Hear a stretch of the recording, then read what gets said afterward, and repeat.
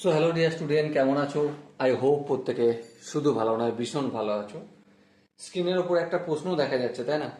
প্রশ্নে কি বলা আছে দেখো, sine of A minus sine of B divided by cos of B minus cos of A equal to cot of A plus B upon two. এটা আমাদের প্রমাণ করতে হবে।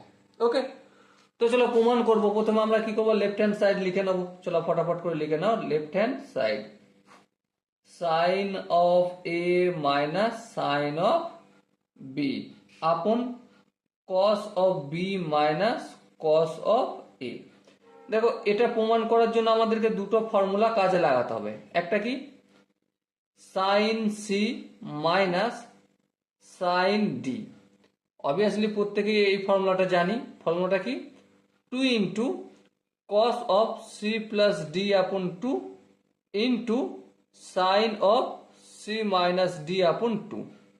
ওকে, আচ্ছা নেক্সট কি আছে, cos of C minus cos of D. এই ফর্মুলাটা কি, 2 into sine C plus D upon 2 into sign, এখানটা ভুল হওয়ার চান্স থাকে, তাই ডি মাইনাস সি আপন 2 লিখবো। ওকে, তো এই দুটো ফর্মুলা আমি ইউটিলাইজ করব। চলো ফটাফট করে দাও।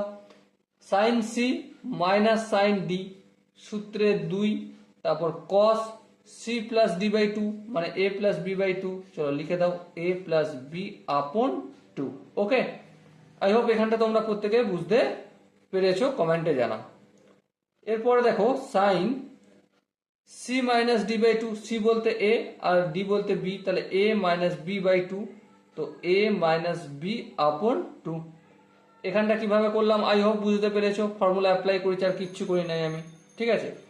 তারপর নিচে দেখো, কস বি মাইনাস কস এ, কিসের ফর্মুলা, cos C minus cos D, তো সূত্রে 2 লিখবো। তারপর সাইন সি প্লাস ডি মানে B plus A by 2, B plus A by 2 আর এ প্লাস বি বাই 2 দুটো একই ব্যাপার। তারপর কি সাইন, এই সাইন দিলাম। তারপর D minus C, D minus C বলতে এখানে ডি হচ্ছে এটা আর সি হচ্ছে বিটা, তাহলে ডি মাইনাস সি মানে A minus B by 2, A minus B upon 2। Complete. এবার দেখো, এই দুই কেটে গেল, হ্যাঁ। Sine of A minus B by 2, এখানেও sine of A minus B by 2, এই দুটো ক্যান্সেল আউট হয়ে গেল, হ্যাঁ।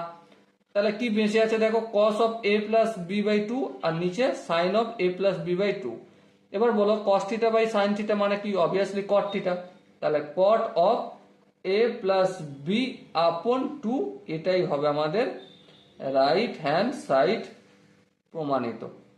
ওকে, so dear student, I hope তোমরা প্রত্যেকে এই কোশ্চেনের কনসেপ্টটা বুঝতে পেরেছো। কনসেপ্ট বুঝতে যদি কোনো জায়গায় অসুবিধা থাকে, কনফিউশন থাকে, কি করতে হবে, কমেন্ট সেকশন রয়েছে, কমেন্টে অবশ্যই জানাতে হবে। দেখা হচ্ছে নেক্সট ভিডিওতে, ততক্ষণ পর্যন্ত ভালো থেকো, সুস্থ থেকো এবং জয় হিন্দ।